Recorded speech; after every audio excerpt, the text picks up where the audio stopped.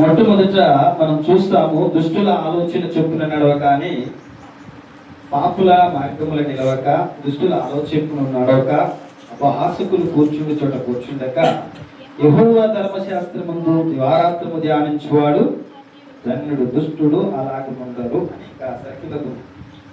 అయితే ఈ దావీదు యొక్క జీవితాన్ని మనం పరిశీలన చేస్తే,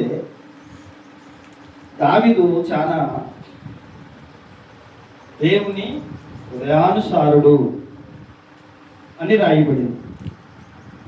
నిజముగా దావీదును చూసి మనం నేర్చుకోవలసిన ఏ సేవకులైనా సరే, విశ్వాసులైనా సరే, దేవుని యందు భయభక్తి కలిగి మనం జీవించాలంటే మనం చదవాల్సింది దావీదు కీర్తన, నేర్చుకోవాల్సింది దావీదు కీర్తనలో నుండి. మిగతాదంతా కూడా చరిత్ర.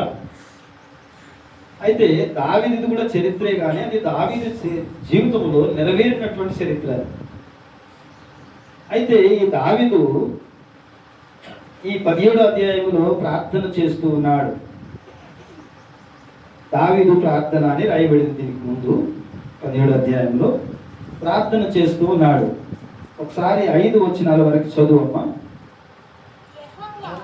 యెహోవా న్యాయమును ఆలకించుము, నా మొరను అంగీకరించుము, నా ప్రార్థనకు చెవియొగ్గుము. అది కపటమైన పెదవుల నుండి వచ్చినది కాదు, నీ సన్నిధి నుండి నాకు తీర్పు వచ్చునుగాక. నీ కనుదృష్టి న్యాయముగా చూచును. రాత్రి వేళ నీవు దర్శించి నా హృదయమును పరిశోధించితివి. ఏ దురాలోచనయు కనరాలేదు. నోటి మాట చేత నేను అతిక్రమింపను. మనుషుల కార్యము విషయమైతే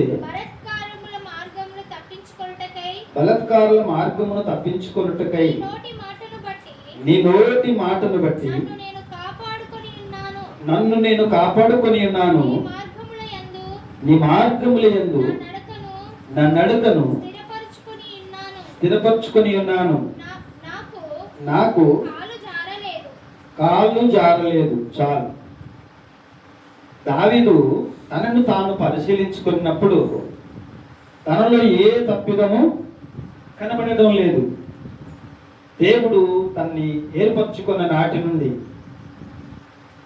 ఈ 17వ అధ్యాయం ఇంకా ముందున్న అధ్యాయాలు రాసేపటికి తన యొక్క భక్తి మార్గమును చాలా కాపాడుకున్నటువంటి వాడు, చాలా నిష్ఠ కలిగినటువంటి వాడు, చాలా ధైర్యవంతుడు, బలవంతుడు, రాజు. ఇంకొక అంటాడు, సాటుగా మాట్లాడేవారు నాకు శైలు అంటాడు. అంటే ఈ మాట ఎందుకు ధైర్యవంతుడు అని అంటే, ఆ మాట అందరు అనలేదు. వాళ్ళకి అసహ్యులు వాడు ఎవడన కానీ అనేటువంటి ఇంత పౌరుషం, ఆత్మీయంగా పౌరుషం కలిగినటువంటి వాడు, దేవుని పక్షముగా యుద్ధాన్ని గెలిపించినటువంటి వాడు, దేవుని ప్రజలు దూషింపబడతా ఉంటే ఎవరు ఆహ్వానించకుండానే వెళ్ళి యుద్ధంలో పాల్గొని యుద్ధం చేసినటువంటి వాడు. నిజంగా దావీదు ఇంత గొప్పవాడు.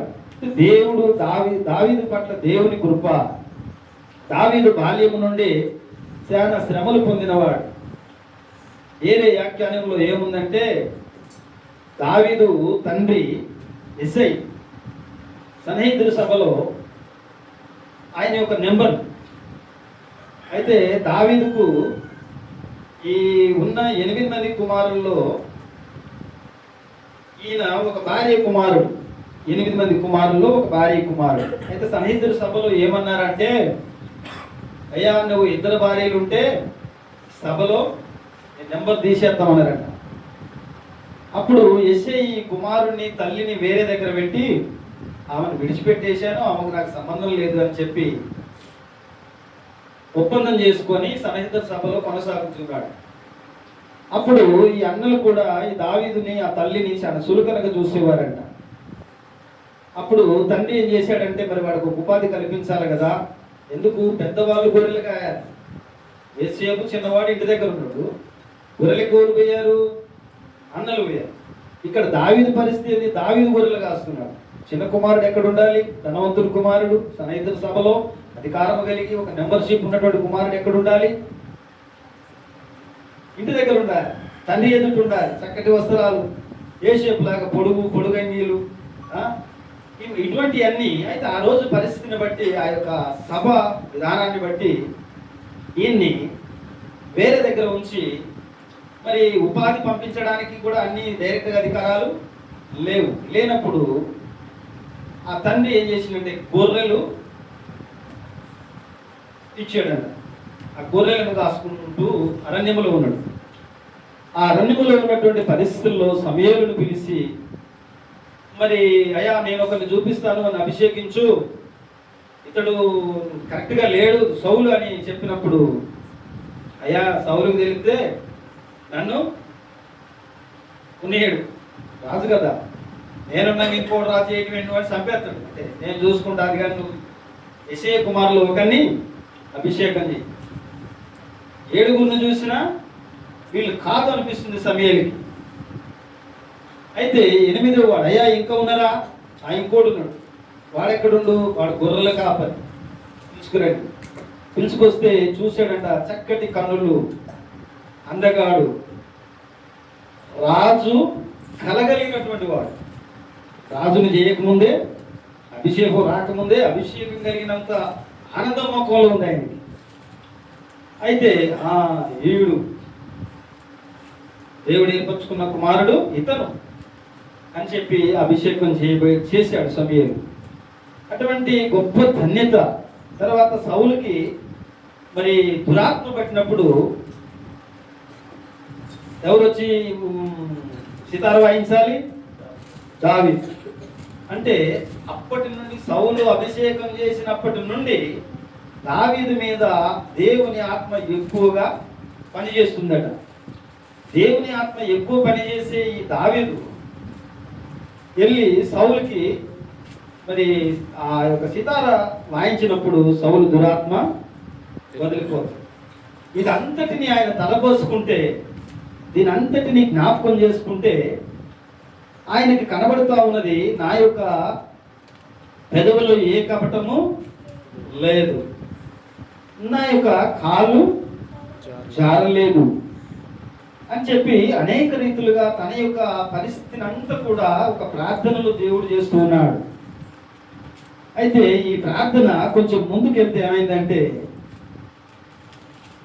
సుంకరి పరిచయం ప్రార్థన లాగా అయిపోయింది. ఇక్కడ మనకి బాగానే కనబడ్డది. 51వ అధ్యాయంలోకి వెళ్ళే వారికి 51వ అధ్యాయం మొదటి చదువు. దేవా నీ కృప చొప్పున నన్ను కరుణింపుము,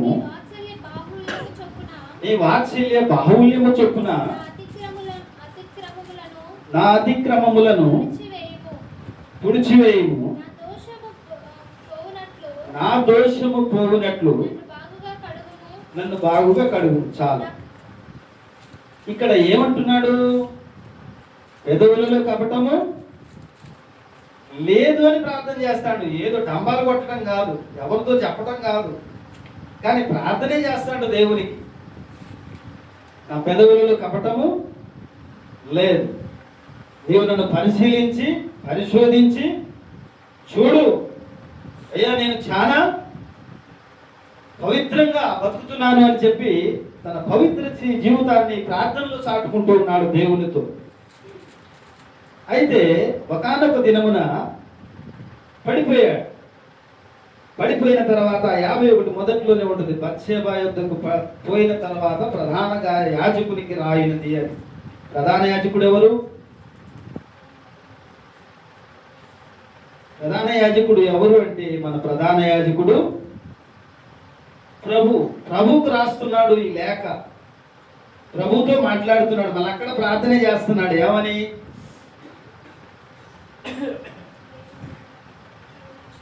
దేవా నన్ను కరుణించు. అయితే యూరియాను చంపుటకు ఒక ఉత్తరం రాశాడు. యోవాబుకి చెప్పాడు ఏమని, ఈ ఉత్తరము తెచ్చిన వాడిని యుద్ధంలో ముందు పెట్టి చంపేయి. దీన్ని ఏమంటారు ఇప్పుడు? కపటమా కాదా? కపటమే కదా. అంటే ఈ భక్తి ప్రారంభంలో ఉన్నటువంటి జీవితం, ప్రార్థన, అది వేరు. పడిపోయిన తర్వాత చేసే ప్రార్థన అంటే మనం భక్తి అనే ముసుగులోనే మన యొక్క ఆనందంలో ప్రార్థన చేస్తాం. చాలా గొప్ప వాళ్ళమని, చాలా బాగున్నాం అనుకుంటాము, చాలా బాగా కట్టబడినాం అనుకుంటాము. కానీ మనము మన కన్నులు తెరవబడితే, ఆనాడు నాతాను ప్రవక్త వచ్చి దావీదుతో మాట్లాడాడు. ఈనాడు ఎవరు మాట్లాడుతున్నారు? సేవకులు మాట్లాడుతున్నారు. అయితే ఇంకా చాలా మంది కన్నులు తెరవబడవు, ఒప్పుకోరు. ఎందుకంటే ఒప్పుకుంటే ఏమైంది? అందరిలో ఇన్సల్ట్ అయిపోతాం. కాబట్టి ఒప్పుకునే పరిస్థితి లేదు. నిజంగా నేను అంటాను, దావీదు కీర్తన చదివినప్పుడు ఎవరికి ఏమర్థమైందో కానీ, దావీదు చనిపోయింది ఈనాటికి ఎన్ని సంవత్సరాలు అయింది? యేసుక్రీస్తు వరకు ముందు 2000 సంవత్సరాలు దావీదు, ఇప్పుడు 4000 సంవత్సరాలు అయినప్పటికీ చాలా మంది దావీదు బత్షెబతో వ్యభిచారం చేశారని ప్రకటన చేస్తున్నారు. ఆయన గాయం చనిపోయిన తర్వాత 4 సంవత్సరాలకు కూడా ఆయన ఇంకేమవుతున్నాడు అంటే ఇది తెలుసు. ఈనాడు మీడియా గొప్పవాళ్ళు ఇది ఇట్లా ప్రకటించబడితే నా పిల్లల కాలానికి ముందు భవిష్యత్తులో, కాబట్టి అదే ఎంత అవుతుందో కానీ అది మొత్తం పేపర్లు ఏకరా, మా హిస్టరీ ఏమి బయటికి రావద్దు అనేటువంటి పరిస్థితి. కానీ దావీదు, అయ్యా నేను దోషిని, అయ్యా నేను పాపిని. ఆనాడు దావీదుకున్న అధికారము నాతాను ప్రవక్తని ఒక దెబ్బకి చంపేయచ్చు. ఈనాడు మనం మీడియాలు చూస్తున్నాం, మీడియా వాళ్ళని కొడుతున్నారు వాళ్ళ గురించి తప్పు రాస్తే. అయితే ఆయన నాతాను చూడలేదు, కానీ ఆయన చేసిన పనులు, ఆయన అభిషేకం అవన్నీ పక్కన పెట్టి, ఆయన చేసిన యుద్ధాలు, గొప్పతనాలు అన్నీ పక్కన పెట్టి ఆయన పరిస్థితి గమనించాడు. అయ్యా నేను పాపిని, అయ్యా నీ ఎదుటనే చదువునా. అక్కడి నుంచి మళ్ళీ స్టార్ట్ చేయాలి. అదే ఇందాక చదివిన కదా అక్కడ 51లో, ఇప్పుడు దాకా చదివిన దాని కింద,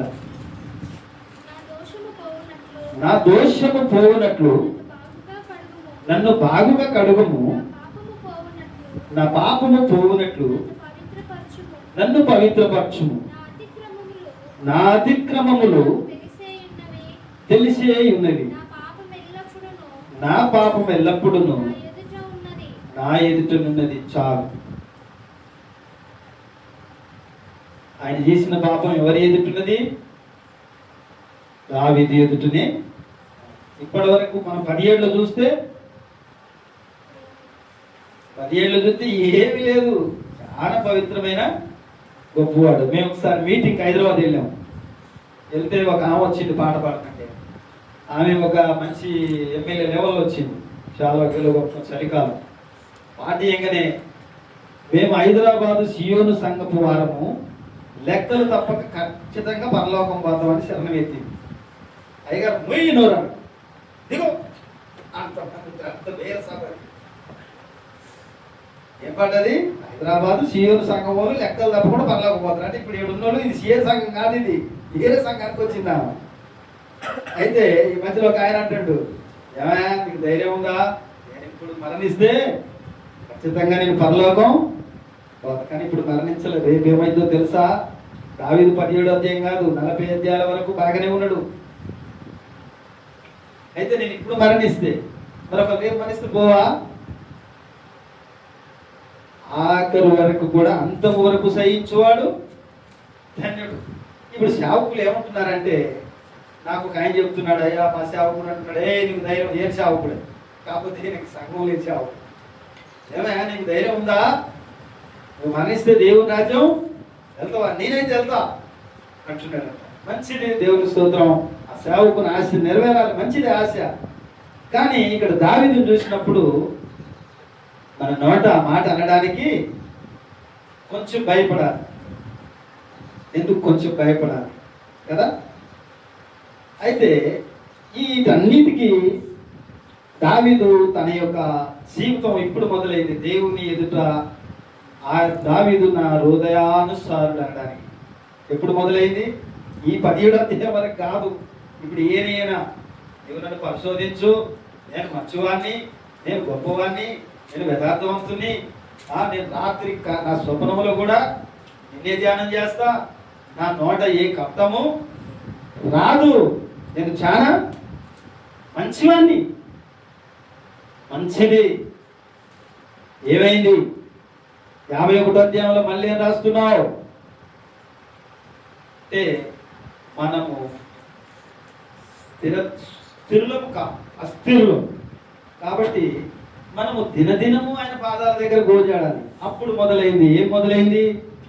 7 సార్లు స్తుతించి 3 సార్లు ప్రార్థన చేశాడు దావీదు అని.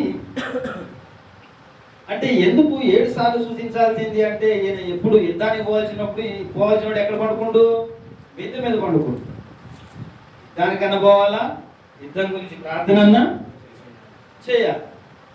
యుద్ధం గురించి ప్రార్థన చేసేది లేదు, పోనీ యుద్ధంలో లేడు,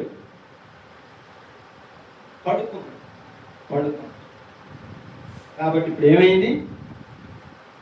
పెద్ద శోధనే వచ్చిపోయింది. అబ్రహాము కూడా కునికాడు. ఏం చేశాడు? కునికాడు. ఏం పెద్ద తప్పు చేయలే, వెలర్పించాడు. అది ఆరగించే వరకు, దేవుని అగ్ని దిగి వచ్చే వరకు కాపలో ఉండాలి, పక్షులు ఎత్తకపోకుండా. కూర్చున్నాడు. పొదుపు వేయాలైంది. కూర్చొని ఇప్పుడు మనం ఏదో ఒక ఖాళీ కూర్చుంటే ఇక ఇతర భర్తలు మనకు కూడా. పాపం ఆయన కునికాడు. కునికిన వెంటనే వచ్చి దేవుని ఆ అగ్ని వచ్చి ఆరగించాల్సినటువంటి మాంసం ఈ పక్షులు ఎత్తుకుపోయింది. అప్పుడు అన్నాడు, నీ సంతానము బానిసత్వములోనికి వెళ్ళుద్ది, ఇంకా పిల్లలు ఇవ్వలేదు, పిల్లలే లేరు, శిక్ష అప్పుడే, దీవెనలు అప్పుడే, వాగ్దానాలు అప్పుడే, ఇవన్నీ పెద్ద చిత్రం. అయితే 430 సంవత్సరాలు ఖచ్చితంగా బానిసత్వం చేయాల్సి వచ్చింది ఒకరు కునికినందుకు. పెళ్లి కుమారుడు వచ్చినప్పుడు వీళ్ళు ఏం చేశారు? కునికి.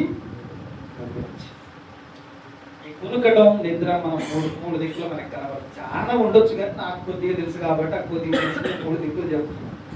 దావీదు పడుకున్నాడు, అబ్రహాము కునికాడు, పెళ్లి కుమార్తెలు. వాటి కొరకు వచ్చినటువంటి పరిస్థితులు చాలా కఠినమైనవి. అయితే దావీదుకు అప్పుడు అర్థమైంది, నేను గంట గనక ప్రభువుకి ఎడంగుంటే, గంట గనక స్తుతించకపోతే, ఒక గంట లోపు ప్రార్థించకపోతే నా బ్రతుకు ఏమైపోద్దో, నా బ్రతుకు మళ్ళీ వచ్చి శోధన పెడిద్దు అని చెప్పి దినదినము దేవునికి 7 మార్లు స్తుతించి 3 మార్లు స్తుతించేవాడు. అయితే అదే 51వ అధ్యాయంలో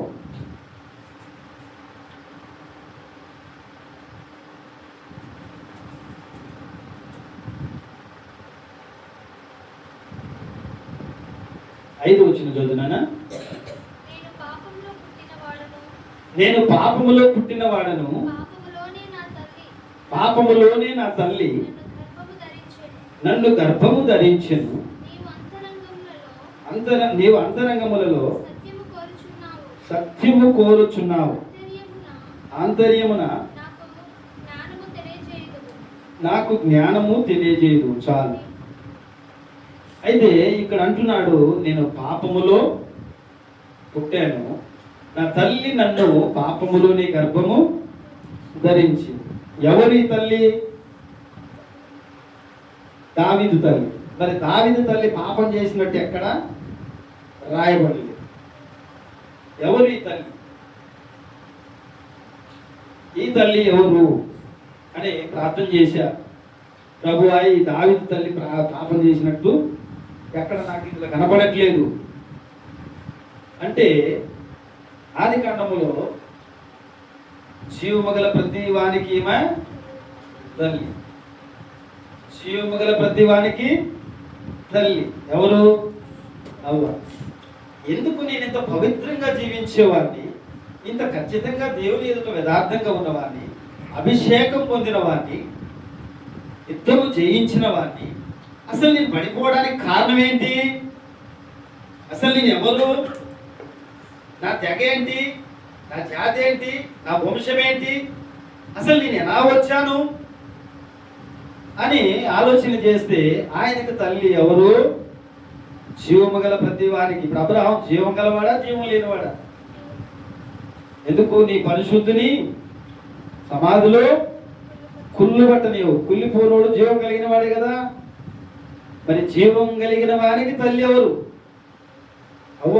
దావీదు తల్లి కాదు పాపం చేసింది, దావీదు తల్లి కాదు పాపం ద్వారా దావీదుని కన్నది.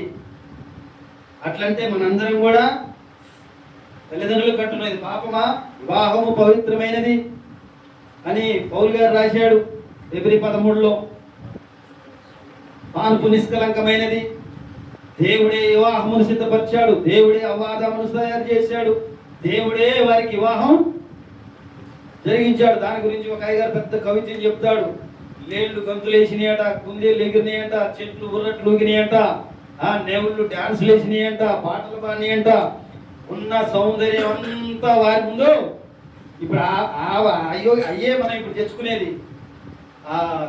అయ్యా మొత్తం డెకరేషన్ ఏంటి? నవ్వులు బొమ్మలు, పచ్చని గడ్డి, ఇవన్నీ కూడా ఎక్కడి? ఇవన్నీ ఎందుకు? వివాహానికే చేయాలి అంటే వివాహానికి పెద్ద కథ ఉంది, వివాహానికి ఒక చరిత్ర ఉంది. అది మొట్టమొదట దేవుడు జరిగించిన వివాహం. దేవుని స్తోత్రం, హల్లెలూయా. అయితే ఈ వివాహం జరిగి పిల్లలను కంటే నా తల్లి నన్ను గర్భములు పాపములు ధరించిందని దావీదు చెప్తే ఎంత మట్టికి అది న్యాయం కాదు. ఆజ్ఞ అతిక్రమం పాపం. దేవుడు ఏమన్నాడు? జీవమగల ప్రతి వానికి ఈమె తల్లి. అక్కడ పడిపోయిందే చూస్తున్నాం, కానీ ఎవడైనా పుట్టి బ్రతికి దేవుని నమ్మి పరలోకం చేరాలంటే అవ్వ ఉండాలి అక్కడ. అవ్వ లేకుండా భూమి మీద మానవుడు జన్మించడానికి ఏదే ద్వారం లేదు. వస్తే వాడు నరుడు కాడు, దేవుని కుమారుడు అవడు. ఏంటి? అయితే మనం ఇక్కడే చూస్తాం, ఇక్కడ చూసి ఇక్కడే. చాలా మందికి అయితే ఒకరోజు ప్రార్థన చేశా, ఏంటి దీనికి అసలు ప్రార్థన ఏంటి? అసలు దావీదు తల్లి పాపం చేయటం ఏంటి అంటే, దావీదు ఇప్పుడు నాకు అక్కడ నుంచి కొంచెం వెనక్కి వెళ్ళా. అబ్రహాం కుమారుడైన దావీదు. అబ్రహాంకు దావీదుకి 2000 సంవత్సరాలు. ఈయన అబ్రహాం కన్నడా? కనలే. మరి అబ్రహాం కుమారుడు అంటే ఏండు? దావీదు కుమారుడైన యేసుక్రీస్తు. అన్నదెవరు? యేసు. మరి దావీదు కుమారుడు అంటే ఏండు అని వీటిని టాలీ చేసి నా మైండ్లో ఆలోచన చేసినప్పుడు ఎవరో చెప్పితే విన్నది కాదు, కానీ దావీదు మా సంతతే. దావీదు ఇంకెక్కడో ఉండదు. దావీదు తన పితరులు చేసిన పాపములు ఒప్పుకొనెను. ఎవరు? పితరులు కాదా? అది దావీదు యొక్క ప్రార్థన. అయితే ఇప్పటిదాకా ఏ మర్మము ఏ కపటము ఎరగనటువంటి వాడను నేను, చాలా పవిత్రుడును అని చెప్పి ప్రార్థన చేసిన దావీదు ఇక్కడికి వచ్చేవరికి, అయ్యా నన్ను హిస్సోపుతో కడుగు, హిమము కంటే తెల్లగా చెయ్యి అని అంటూ ఇక్కడ 11 వచనం చదువునా 51. నీ సన్నిధిలో నుండి నన్ను తోసివేయకుము, నీ పరిశుద్ధాత్మను నా యొద్ద నుండి తీసివేయకుము, నీ రక్షణ ఆనందము నాకు మరలా పుట్టించు. చాలు. ఇప్పుడు ఏం కోల్పోయాడు ఈయన? రాజ్యం ఉంది, పట్టాభిషేకం ఉంది, కత్తి ఉంది, కట్టుకు ఉంది, ఈటు ఉంది, ఇల్లు ఉంది, బంగారం ఉంది, ఎండు ఉంది, ఇత్తడు ఉంది, కావలసినంత మందిరానికి కోట్లు కోట్లు. ఈనాడైతే ప్రపంచంలో ఎవడన్నా ఆయనకి సరిపోడు, అంత ధనవంతుడు దావీదు. కానీ ఇప్పుడు ఏం లేదంటే ఆయనకి ఏం పోగొట్టుకున్నాడు?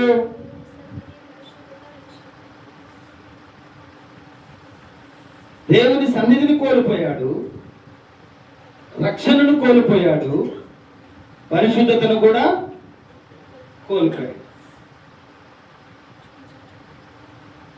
నిజంగా మనం ఈ రాడు పరిశీలన చేస్తే మనకి చాలా ఉన్నాయి. మనకి తగినట్టుగా బండి ఉంది, ఇల్లు ఉంది, వాచ్ ఉంది, బంగారం ఉంది, ఎండు ఉంది, ఏదో మనకి తగిన తులం బలం.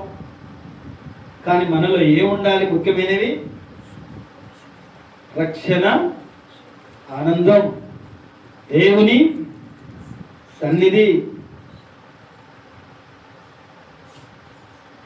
అయితే ఈనాడు మరి నేను ఏదో చెప్పాలని, నాకేదో తెలుసని చెప్పట్లేదు, కానీ నాకున్నటువంటి కొద్ది జ్ఞానాన్ని బట్టి, దేవుడిచ్చిన కృపను బట్టి ఈ కొద్ది మాటలు పిల్లలతో పంచుకోవాలని. మరి వాళ్ళు చెప్పినప్పుడు నేనేం చేయాలి, ఏమేమి చదవాలి, ఎక్కడెక్కడ ఇవన్నీ తెచ్చి అన్ని రెఫరెన్స్ చూపించి చదివి చెప్పి అంత జ్ఞానం నాకు లేదు ప్రభా. నేనేం చేయాలి, ఏం చదవాలి అంటే, నీకు వచ్చిందే, నీకు తెలిసిందే మాట్లాడు, ఇంకేముంది కదే అని చెప్పి నా మనసు చెప్తా ఉంది. దేవా నీకు వందనాలు, నన్ను ధైర్యపరచు, నీకు పిలుక్కోండి. నా అడిగిపోతే నాకు ఒకటి చెప్పబోతే ఒకటి ఇంకోటి భయం అవుతుంది. ముందు మాట్లాడాలన్న భయమే, మాట్లాడాలన్న భయమే. కాబట్టి అయ్యా ఈరోజు నువ్వు మాట్లాడాలి. నేను మాట్లాడితే భయమే, కానీ నువ్వు మాట్లాడితే ధైర్యం. లాస్ట్కి మీకు ఒక 2 మాటలు చెప్పి నేను ముగించాలని ఆశపడుతున్నాను. మా అమ్మ చిన్నప్పుడు మాట్లాడిన మాటలన్నీ పిచ్చి పిచ్చిగా వినిపించి, పిచ్చిగా కనబడి, రే మంగళ మా వృత్తం అంటే ముందు అదే కనపడింది తెలియదంట. ఆ మంగళేందో ముందు కనపడేందో మాకు తెలియదు. అవి మర్చిపోకుండా గుర్తుంచుకుంటే ఇప్పుడు కనపడతాము. చాలా మంది శుభ్రంగా పని శుభ్రంగా చేయకుండా అతను చేసుకుంటూ ఉంటారు. వెనక్కి తిరిగి చూస్తే ఆడదాన్ని కనపడు అని ఇప్పుడు అర్థమవుతుంది ఆ మాట. అట్లనే ఇంకా చాలా కళ్ళు కనబడే కళ్ళకు గట్లెక్కేందుకు చూసేది. అంటే ఈరోజు ఈయన ఏమన్నాడు? నా నోట కపటము లేదు. ఇక్కడికి వచ్చేవారికి కొద్ది రోజు ఆలోచిస్తే ఇక్కడ కనపడతారు. అట్లనే మనం వాడితో వీడంట మనమేది తొమ్మిదిగా చూడనక్కర్లేదు. మనం నిదానించి దేవుని సన్నిధిలో నడవాలి. అయితే మంచి సేవ, మంచి సంఘం, 40 సంఘాలు ఉండగా, 40 మంది సేవకులు ఉండగా మనకు సేవ ప్రారంభమైంది. నేను మొదటి నుండి చెప్పేది అదే. నేను లేనప్పుడు, మేము చనిపోయిన తర్వాత, మీ కష్టకాలంలో, మీకు ఆపద ఎదురొచ్చినప్పుడు తాతయ్య అనే మాట మమ్మల్ని బలపరిచాడు. ఈరోజు చెప్పింది అంతకు పని పిల్లల్ని గద్దిస్తూ ఉంటాం. వాళ్ళకి అంతగా రాదు. వాళ్ళకి కష్టం వచ్చినప్పుడు మాట చెప్పింది పెట్టలేదు అని అప్పుడు తెలుసు పెద్దలేదు. అట్లనే మీరు మీ సేవలో, మీ సేవ అనుభవాలు గుర్తుంచుకోండి. నేను ఒకటే చెప్తున్నా, భద్రాచలం ఏరియా నుండి మనుగురికి వచ్చే ప్రవీణ్ పాలయ్య గారు, ఆయనకి నేను పేరు చెప్తున్నా. సోమురులోనో ఎలిషా గారు ఉన్నాడు. కొంతమంది సేవకులు ఉండొచ్చు, కానీ ఎలిషా గారి పేరు రాయబడింది. ఎలిషా గారి యొక్క ఎదుట గుర్రాలు నిలబడ్డాడు. ఇంకేముందా గుర్రాలు వచ్చి చంపేస్తారు అన్నట్టు వాళ్ళ దాసు. అయ్యా మా దాసుని కన్నులు తెరువు. అరే ఇటు చూడాలన్నట్టు ఏం కనపడుతున్నాయి? అగ్ని. భద్రాచల ప్రాంతంలో 100 మంది సేవకులు ఉండొచ్చు. నేను ప్రవీణయ్య గారికి చెప్పేది, ఎలిషా గారు లాంటి ఒక సేవకుడు ఎవడని అడిగితే భద్రాచలంలో మంచి సేవకుడు ఎవరంటే ప్రవీణ్ గారు అని చెప్పాలి. ఇప్పటికీ ఆ పేరు. మనుగురు ప్రాంతంలో ఇశ్రాయేలు చిన్నది. ఎవరు? ఇశ్రాయేలు చిన్నది. నేను కవితకి ఇంకో పేరు ఏం చెప్తున్నానంటే మనుగురు చిన్నది. పేర్లు గుర్తుంచుకోవాలి మీరు. ఈరోజు మామూలుగా మాట్లాడుకున్నట్టు ఉండొచ్చు, కానీ మీ జీవితంలో ఒకనాడు కండ్ల నీళ్ళు తెచ్చేటువంటి మాటలు. మనుగురు చిన్నది. ఆనాడు సిరియా దేశంలో ఒక సేవకుడు ఉన్నాడు. ఆ నయమాను సైన్యాధిపతి ఉన్నాడు, కానీ ఆయనకి ఏమున్నది? కుష్టు. అనేక మంది సైన్యాధిపతులం, గొప్ప వాళ్ళం, బడా బడా బడా అని చెప్పుకునే అందరి ముందు వాళ్ళ కుష్టును గుర్తు చేసే చిన్నది మన ఎదుట ఉన్నది అని బిడ్డలు గుర్తుంచుకోవాలి. జీవితం సేవ అంటే సావే. అభిషేకం తీసుకోబోతున్నారు. ఆ రోజు తీసుకున్న అభిషేకం, ఆ రోజు తీసుకున్న తీర్మానం ఖచ్చితంగా దేవుని ఎదుగుతుంటారు. ఎందుకంటే నా పిల్లలు మీరు. ఎందుకు చెప్తున్నా అంటే నా పిల్లలు మీరు. ఖచ్చితంగా సేవ చేయండి. సేవ ఒకవేళ చేత కదనుకుంటే మానేసి వ్యాపారం చేసుకోండి, ఉద్యోగం చేసుకోండి, ఏదైనా చేసుకోండి. నేను ఎందుకు సేవ చేయలేదు, నా వల్ల కాదు ప్రభువా, చేయలేనేమో, నిలబడలేదు, నాకు చదువు లేదని ఇప్పటి వరకు సేవలో నిలబడలేదు. మీకు కూడా చెప్పేది ఏంటంటే ఈరోజు తీర్మానం, యవ్వన రక్తం ఉక్కులో పెడుతుంది, పరుగులేస్తుంది. సాయిలను పడుతుడు, యవ్వన రక్తం ఉక్కులో పెడుతుంది పరుగు కొడుకు అని. ఉరుకులు పరుగులు దేవుల్లో ఇక్కడ ఉరుకులు పెట్టాయి, పరుగులు పెట్టాయి. యుద్ధం చేశాడు, చంపాడు, జయించాడు, కిన్నెర వాయించాడు, సితార వాయించాడు, అన్నీ చేశాడు. బుద్ధిపూర్వకంగా కాకపోయినా పడిపోయాడు. కాబట్టి బిడ్డలు, సందీప్ కూడా చెప్తున్నా, సునేమీరాలు ఉంది. సునేమీరాలకు భర్త ఉన్నాడు. ఆయన గురించి ఎక్కువ రాయబడలేదు, కానీ ఎలీషాకి తన ఇంట్లో ఒక రూమ్ కట్టిస్తే ఆయన ఎప్పుడు అడ్డగించిన వాడు. అయితే వాళ్ళిద్దరు ఏకీభవించే సేవకుని ఆహ్వానించినట్టు. దేవుని స్తోత్రం, హల్లెలూయా. అయితే మీరు సునేమీరాల్లాగా దేవుని పొలములో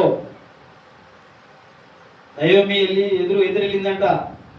బోయాజు పనులు విడిచిపెట్టండి, ఆమె ఏరుకున్నట్లు చేయండి, ఆమెను ఎవడు అవమానపరచొద్దు అని చెప్తే ఆమె ఎంత సాయంత్రం వరకు ఏరుకొని దుల్లగొట్టగా ఈ తూమెడు ఈమలాయను. తూమెడు అంటగా 40 తవ్వలు అంటారు, 40 తవ్వలు లేక 44 కుంచాలు అంటే 40 తూమెడు అంటే 40. ఈ 40 అనేది 40 రోజుల ఉపవాస ప్రార్థన. 40 అనేది చాలా దిక్కులు ఉంటుంది. అయితే నీవు ఎవరి పొలములో ఏరుకుందు అతడు దీవించబడదు. ఆమె ఎవరి పొలములో ఏరుకున్నది అంతా వివరించి అత్తకి చెప్పి తన తినిన దాంట్లో మిగిలింది తెచ్చి అత్తకి ఇచ్చిందట. దేవుని పొలములో ఎవరిలాగా ఉండాలా? రూతులాగా ఉండాలి. మీరు ఎన్నుక చేయబడే దగ్గరకు వచ్చే వారికి ఎవరిలాగా ఉండాలి? ఎస్తేరు లాగా ఉండాలి. ఏమీ ధరించుకోలేదు. దేవుని స్తోత్రం, హల్లెలూయా. కానీ దయా, రాజు దయ మీద. మనం ధరించుకుంటే దేవుని దయ రాదు. మనం కొప్పులు పెద్దగా చేసుకుంటే దేవుని దయ రాదు. మనం మనల్ని హెచ్చించుకుంటే తగ్గించబడతాం. కాబట్టి నా కోరిక ఏంటంటే నేను లేని నాడు కూడా పిల్లలు మంచి సేవ చేయాలి. నన్ను ఎందుకు పంపించాడో తెలియదు మన ఊరిలో. మీకు లాస్ట్ ఒక చిన్న విషయం చెప్పి బంద్ చేస్తా, 2 మాట మంచిగా. అయితే నేను 86లో మనుగోలు వచ్చాను పెళ్లి కప్పులకి. జేమిస్ వాళ్ళ నాన్నగారు మాకు అన్నయ్య పెళ్లి కప్పులు చెప్పాను, వాళ్ళ ఇంట్లోనే పండుకున్నాను. నేను 81లో మారు మనసు పొందాను. 81లో నుంచి బంధువుల కొరకు, బంధువులు ఉన్న స్థలాల కొరకు ప్రార్థన చేయటం మొదలుపెట్టాను. నమ్మి బాప్తీసం పొందుకు నీవును నీ ఇంటి వారును రక్షించబడదు. ఆ తర్వాత అబ్రహాము తన సహోదరుని కొరకు, లోతు కొరకు ప్రార్థన చేసి. ఎక్కడున్నాడు? అబ్రహాము దగ్గర లేడు, ఆయన వేరే సొదొమ గొమొర్రాలో. అయితే మనం ఎందుకు చేయకూడదు? ఇప్పుడు మీకున్నంత ఆనందం, మీకున్నంత ఆరబాటం, అంగు చాలా అసలు ఆ రోజు పని చూస్తే ఈరోజు ఈయన స్వర్గానికి పోతాడు అన్నట్టు కనపడింది అనమాట. అయితే మనుగురు వచ్చా, ప్రార్థన చేస్తున్నా, ప్రార్థన చేసేటప్పుడే పట్టుకుందాం అన్నాడు. ప్రార్థన చేస్తుంటే అప్పుడు ఇంత డెక్కులు ఉండేవి, వాటికి వరుసగా పైన స్విచ్లు ఉంటాయి, పొడుగు ఉంటుంది డెక్కు పైన ఉంటాయి వరుస గోడ స్విచ్లు. దాంట్లో ఆయన రికార్డ్ చేసుకుంటా ప్రార్థన. ఆ ప్రార్థన ఎక్కడ చేసాము అంటే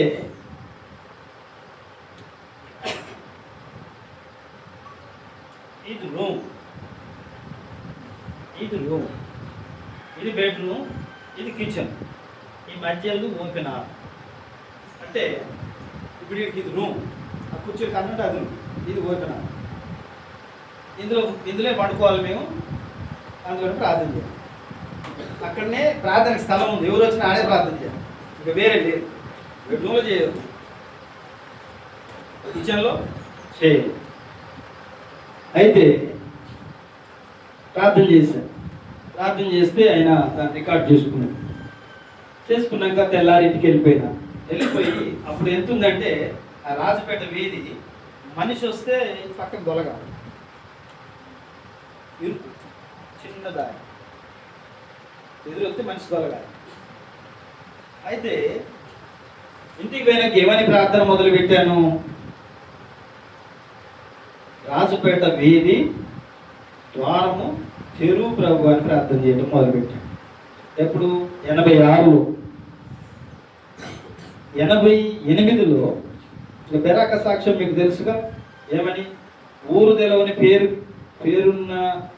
తెలవని ఊరికి వెళ్ళి మనం వాక్యం ఎత్తి రావాలి. ఏది పెద్ద దేశీయ గారు సాక్ష్యం. వాళ్ళు వచ్చి ఎక్కడ ప్రార్థన పెట్టారు, ఇక్కడే నేను మోకరించిన కాదు సుందర్రావు పెట్టి ఆడ వేరే కాడ పెట్టిందని నేను అనుకోవడానికి వేరే స్థలం లేదు. అది రూము, ఇది రూము, మధ్య అంతే హాలు. వాళ్ళు మన విజయవాడ బస్ స్టాండ్కి వెళ్ళారంట. వెళ్ళి పేరు తెలవని ఊరికి వెళ్ళి వాక్యం చెప్పి రావాలి అంటే బోర్డు అక్కడ కనపడదంట, మనుగూరు. అరే మనుగూరు మనం ఇప్పుడు చూడలేదు, ఎక్కడ రాదంట. వన్నింగ్ లైన్ దగ్గర బస్ స్టాండ్ వచ్చి బస్ స్టాండ్లో దిగారు. కొండ ఈరయ్య గారని ఆయన సుందరరావు అన్న ఇద్దరు ఫ్రెండ్స్. ఈయనట్టు వెళ్తా ఉంటే వాళ్ళు అక్కడ గ్యాస్ లైట్లు పట్టుకొని ఉండంట. గ్యాస్ లైట్లు పట్టుకొని ఉంటే ఎక్కడయ్యా ఇలా భాగవతం అన్నట. భాగవతం కాదు, మీ యేసు మతం అన్నాను కానీ. అరే యేసు మతం వల్ల అయితే ఇక్కడ సుందరరావు ఉన్నాడు అని చెప్పి మళ్ళీ వాడు వందాడడానికి పెట్టాడు. వెనక్కి తిరిగి ఓ అన్న ఇంకేముంది, మీ యేసు మతం వాళ్ళు వచ్చి బస్ స్టాండ్లో దిగారు. అవన్నీ లేదు కదా, లేట్ రూమ్ ఉంటాయి అక్కడ పెద్ద బస్ స్టాండ్ ఉండే అప్పుడు. ఇక్కడ లేదు, సురక్ష బస్ స్టాండ్ లేదు. అయితే సరే 80 రండి బాబు అని చెప్పి ఏం చేసింది, పోయి వాళ్ళని తీసుకొచ్చి అదే తలంలో ప్రార్థన పెట్టారు. ప్రార్థన పెట్టినాక అన్నయ్యోళ్ళు భూషణ తాత, తెల్లారి భూషణ తాత ఇట్లా ప్రార్థన పెట్టి బాప్టిజం తీసుకొని మారు మనసు పొంది సంఘమే దేవుని సూత్రం హల్లెలూయా. 86 నుంచి 88కి ప్రార్థన చేస్తే నేను ఎక్కడ మోకరించినో అక్కడికి ఆంధ్ర నుంచి పట్టుకొచ్చాడు దేవుడు. మీరు బలపడి విశ్వాసం కొరకు చెప్తున్నా. ఈరోజు మీకు ఏం చెప్పలేదు, ఎందుకు నేను ఎక్కడ మోకరించినో వాళ్ళు అక్కడే మోకరించారు. దానికి ముందు ఆధారం ఏంది, పేరు తెలవని ఊరికెళ్ళి వాక్యం చెప్పాలి. మనం ఇలా మనుగురులో బెరాక ఉందంటే ఎవరు మొదలు, ఎవరి ప్రార్థన తెలుసా? రాజరత్న మంచివాడు కాదు, నీకు ముందు నువ్వు 82 సంవత్సరాలు ప్రార్థన చేస్తే దేవుడి ద్వారా తెరిచిండు. యాకోబు సుక్కోతులో పండబాతి. అట్లనే ఇలా మనుగూరులో బెరాక ఉన్న, భద్రాచలంలో ఉన్న బెరాక ఎక్కడి నుంచి వచ్చింది? బెరాక కోసం ముందు విజ్ఞాపన చేసింది ఎవరు అంటే, ఈ మాట దేవుడి దగ్గర రాయబడి ఉంటుంది.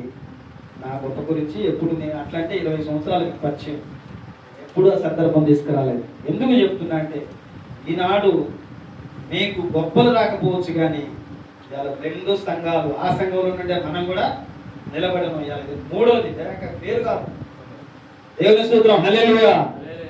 అయితే ఒక అక్షరం ముక్క రాని, చదువు శాస్త్రం లేని ఒక చిన్న విశ్వాసిని ప్రార్థన చేస్తే ఈనాడు 3 స్థలాల్లో దేవుని పని జరుగుతుంది. మాకంటే చిన్నోళ్ళైనప్పటికీ మీకు దేవుడు మంచి జ్ఞానం ఇచ్చిండు. దరిదాపు మీరు ఊహించనంత. ఇప్పుడు ఇక్కడ ఎంతమంది ఉన్నారు? 4 కాపర్లు. అబ్రహాం కాపర్లు, లోతు కాపర్లు కలిసి నివసించలేక ఏరుపట్టినట్ట వాళ్ళు.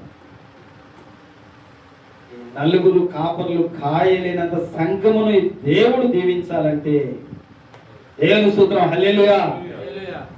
మీ పనిలో, మీ తీర్మానంలో, మీ ఆలోచనలో గురి తప్పకుండా నిలబడండి. ఖచ్చితంగా పని అయింది.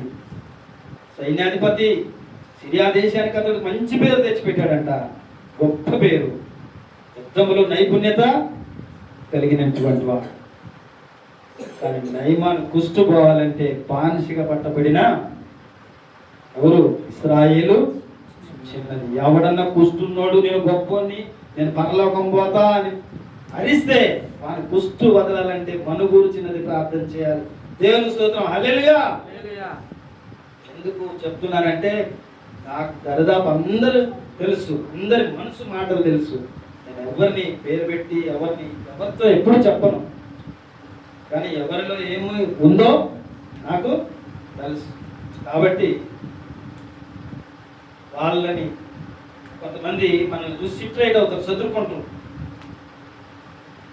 ఇక్కడ వచ్చేవారికి ఏం చేస్తారు? ఇంట్లో ఉన్నవాళ్ళందరూ నా శుద్ధి కాబట్టి శుద్ధి చేసుకోవడం, అది పిల్లలు 5 మంది సిట్ రైట్. అట్లా సేవకులు కూడా సిట్ రైట్ అవ్వాలి, సంఘాలు సిట్ రైట్ అవ్వాలి.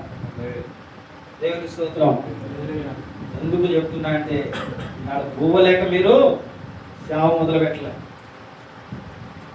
ఇంటి కోసం పెట్టారా? కారులో తిరుగుదామనే, లేకపోతే అందరిలో సప్పట్లు కొట్టించుకుందామనే, లేకపోతే అందరితో పాటు స్టేజీ మీద కూర్చుందామనే?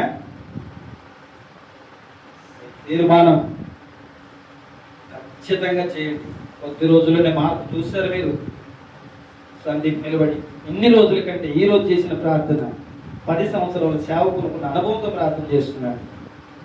అతి త్వరలోనే మీరు మంచి సంఘాన్ని చూడబోతున్నారు. దేవుని స్తోత్రం హల్లెలూయా. కాబట్టి కొద్ది మాటలు దేవుడు దీవించును గాక. నా కొరకు, నా కుటుంబం కొరకు, నా పిల్లల కొరకు ప్రార్థన చేయండి. నేను ఇంకా మీ మధ్యలో ఆరోగ్యం కలిగి కొంతకాలం మీతో ఉండాలని, ప్రతిరోజు మీ అందరూ నా పిల్లలు నా ఎదుట ఉంటారు. నా దీవెనలు, చెప్పిన మాటలు మీకు నిలిచి సదాకాలం ఉండునుగాక. ఆమేన్.